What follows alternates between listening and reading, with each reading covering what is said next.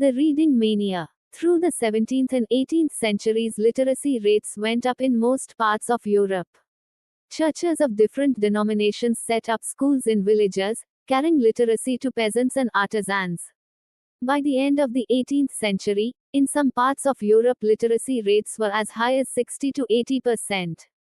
As literacy in schools spread in European countries, there was a virtual reading mania.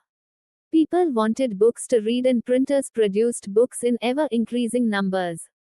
New forms of popular literature appeared in print, targeting new audiences.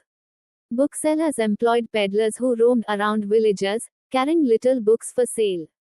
There were almanacs or ritual calendars, along with ballads and folk tales.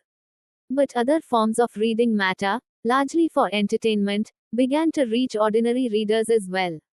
In England, penny chapbooks were carried by petty peddlers known as chapmen, and sold for a penny, so that even the poor could buy them.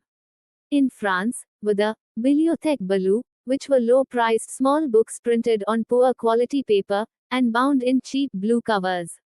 Then there were the romances, printed on 4 to 6 pages, and the more substantial, histories, which were stories about the past.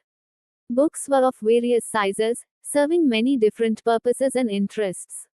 The periodical press developed from the early 18th century, combining information about current affairs with entertainment. Newspapers and journals carried information about wars and trade, as well as news of developments in other places. Similarly, the ideas of scientists and philosophers now became more accessible to the common people. Ancient and medieval scientific texts were compiled and published, and maps and scientific diagrams were widely printed. When scientists like Isaac Newton began to publish their discoveries, they could influence a much wider circle of scientifically minded readers. The writings of thinkers such as Thomas Paine, Voltaire, and Jean-Jacques Rousseau were also widely printed and read.